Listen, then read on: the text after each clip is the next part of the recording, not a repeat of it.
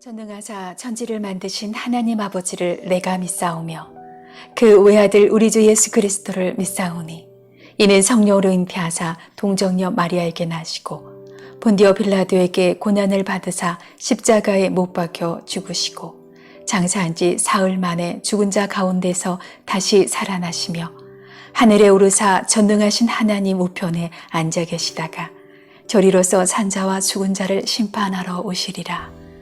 성령을 믿사오며 거룩한 공예와 성도가 서로 교통하는 것과 죄를 사하여 주시는 것과 몸이 다시 사는 것과 영원히 사는 것을 믿사옵나이다.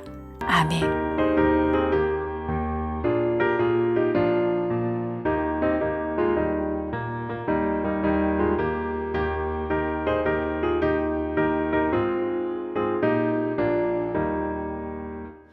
행군답할 소리에 주의 호령 났으니 십자가의 군기를 높이 들고 나가세. 선한 싸움 다 싸우고 의의 면류관 받았으리라. 선한 싸움 다 싸우고 의의 면류관 예루살렘 성에서 면류관 받으리. 저 요단강 건너 우리 싸움 마치는 날 의의 면류관 예루살렘 성에서 악한 마귀 권세를 모두 깨쳐버리고 승리하신 주님과 승장가를 부르세.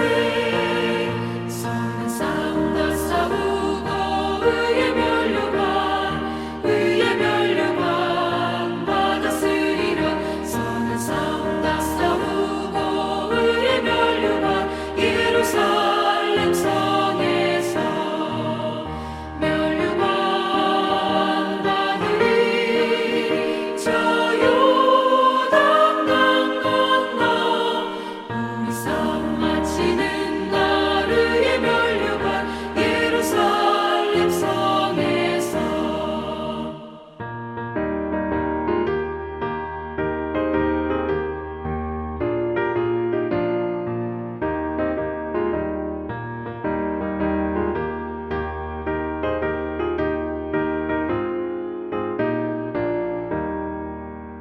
달려갈 길 다 가고 싸움 모두 마친 후 주와 함께 기쁨을 용사들아 누리세. 선한 싸움 다 싸우고 의의 면류관 받았으리라. 선한 싸움 다 싸우고 의의 면류관 예루살렘 성에서 면류관 받으리. 저 요단강 건너 우리 싸움 마치는 날 의의 면류관 예루살렘 성에서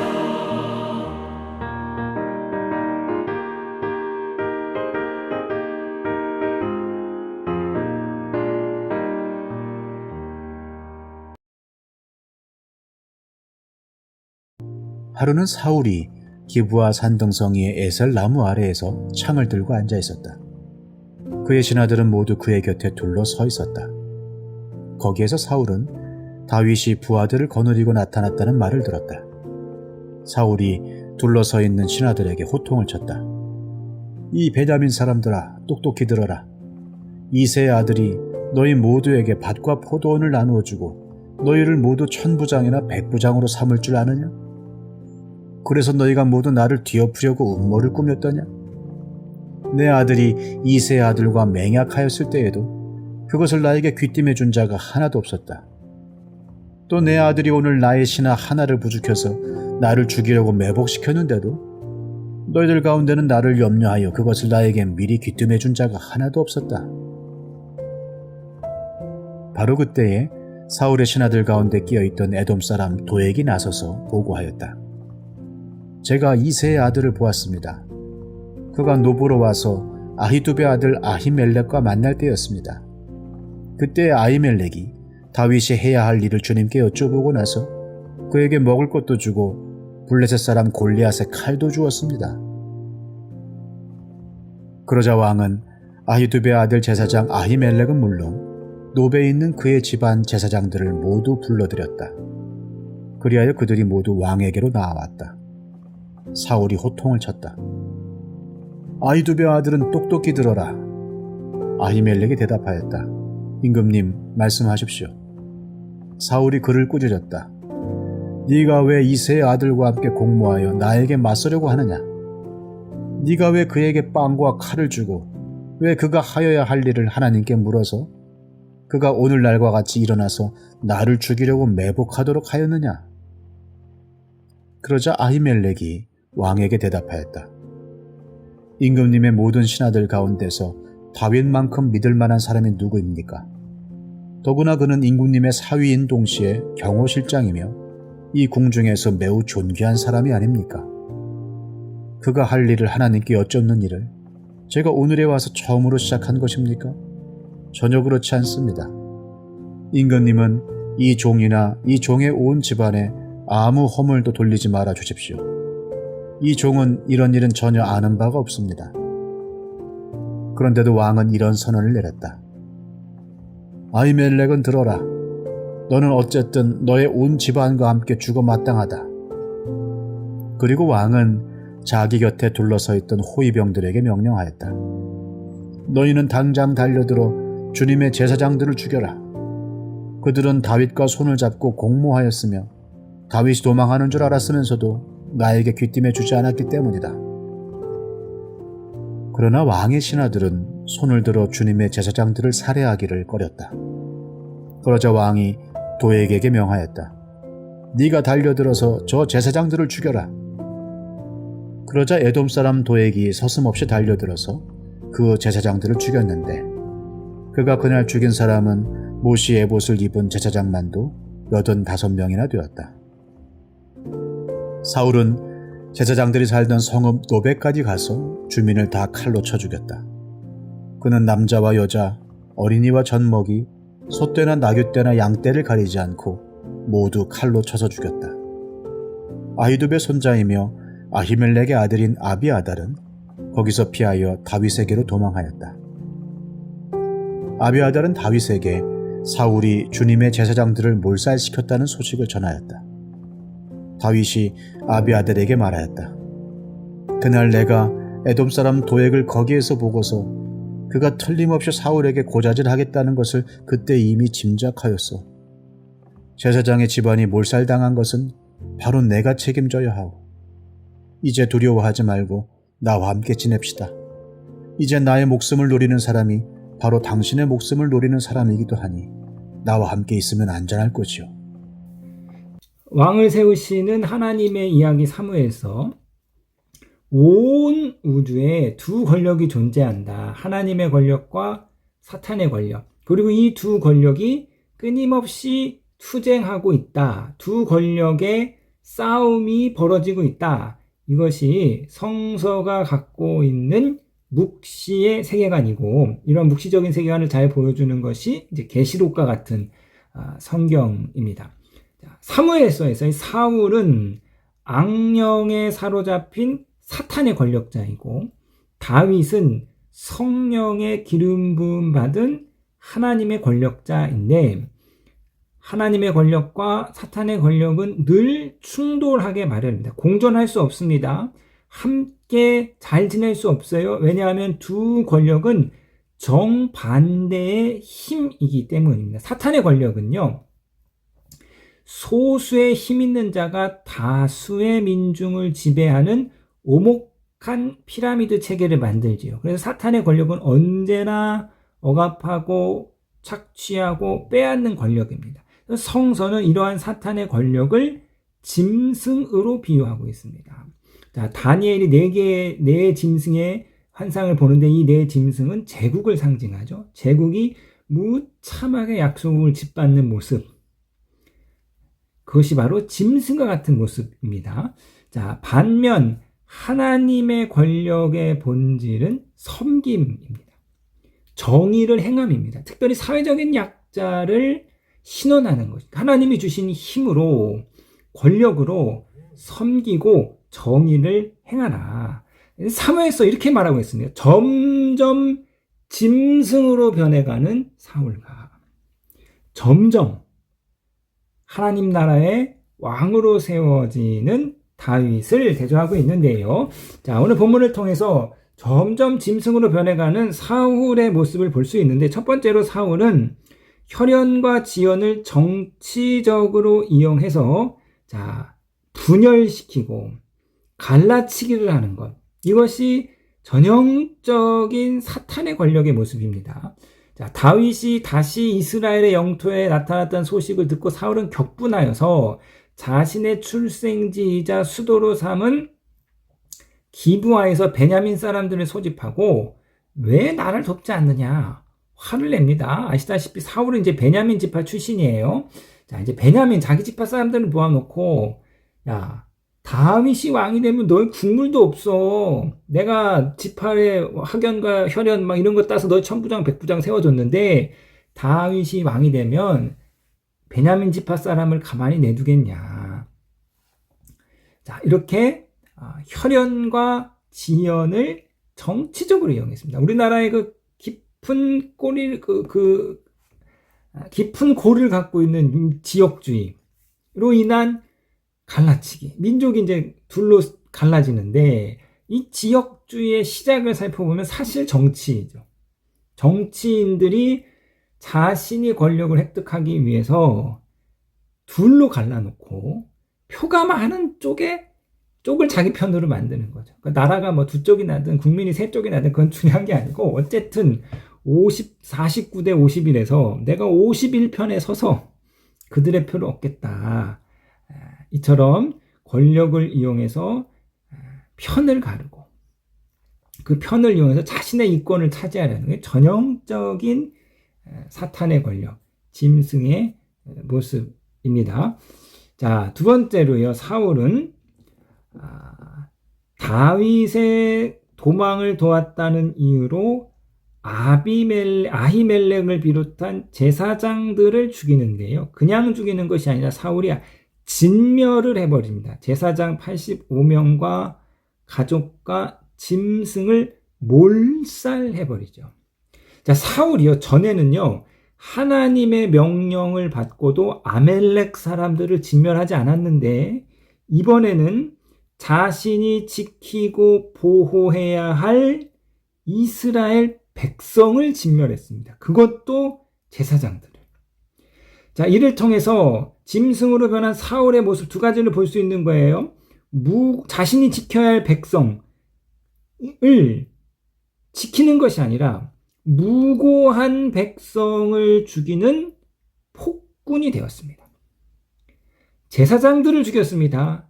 이제 사울은 하나님을 전혀 두려워하지 않는 괴물이 되어버린 것이죠.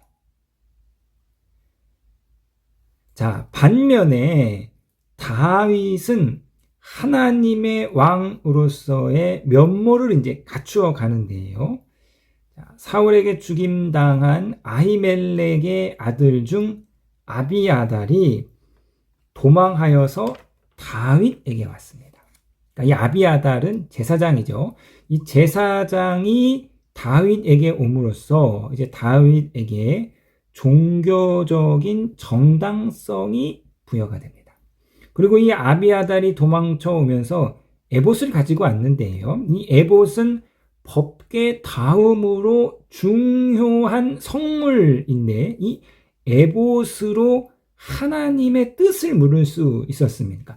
에봇이 정확하게 무엇인가, 이제 학자들이 뭐 규정 지을 수는 없으나, 그러나 아마도 이 에봇은 가부를 확인할 수 있는 물건이었을 것이다. 그래서 이 에봇을 통해서 하나님이 허락하시는지 허락하시지 않는지를 이 에봇을 통해서 확인했을 것이다. 자, 그래서요, 다윗이 이제 앞으로 계속해서 이 에봇을 통해서 하나님의 뜻을 묻는 모습을 볼 수 있습니다. 이처럼 하나님의 뜻을 묻는 왕의 모습의 면모를 갖추어가는 거죠. 왕이란, 이스라엘에서 신정 아래에서의 왕이란 가장 왕이 갖춰야 할 첫 번째 덕목은 하나님의 뜻을 구하는 것입니다. 하나님의 뜻을 구하는 왕의 덕목을 갖춰야 됐고요. 그 다음에 이제 자신에게로 달려온 이제 아비아달에게 다윗이 이렇게 말하는데 22절입니다. 다윗이 아비아달에게 이르되 그날에 에돔 사람 도액이 거기에 있기로 그가 반드시 사울에게 말할 줄을 내가 알았노라.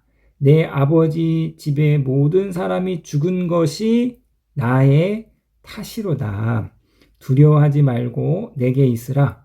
내 생명을 찾는 자가 내 생명도 찾는 자니 내가 나와 함께 있으면 안전하리라 하니라. 자, 이처럼 다윗은 책임지는 모습을 보여줍니다. 어쨌든 자신의 일로 인해서 제사장들이 죽임을 당하는 일에 시초가 됐으니까 그 일에 다윗은 책임감을 느끼고 이제 아비아달에게 생사를 같이 할 것을 약속합니다. 이 모습을 통해서 책임지는 왕의 면모를 갖추어가는 다윗의 모습을 볼 수 있습니다. 자, 사랑하는 성도님 여러분, 힘이 있습니다. 권력이 있습니다. 자, 그 권력이 어떻게 사용되느냐에 따라서 짐승이 될 수도 있고 왕이 될 수도 있습니다. 하나님이 저와 여러분들에게 주신 힘이 있습니다. 크고 작은 힘이 있어요. 어떠한 사람이든 다 가정이든 가정에서 주어졌든 직장에서 주어졌든 교회에서 주어졌든 하여튼 모든 사람에게는 다 크고 작은 힘이 있습니다. 자, 그 힘을 내가 어떻게 사용하느냐에 따라서 짐승이 될 수도 있고 하나님의 왕 같은 사람이 될 수도 있습니다. 그러므로 하나님이 저와 여러분에게 허락하신 힘을 섬김으로 또 정의를 세우는 일에 그렇게 세우시는 왕과 같은 하나님의 귀한 사용으로 쓰임 받으시는 저와 여러분 되시기를 주님의 이름으로 부탁드리겠습니다.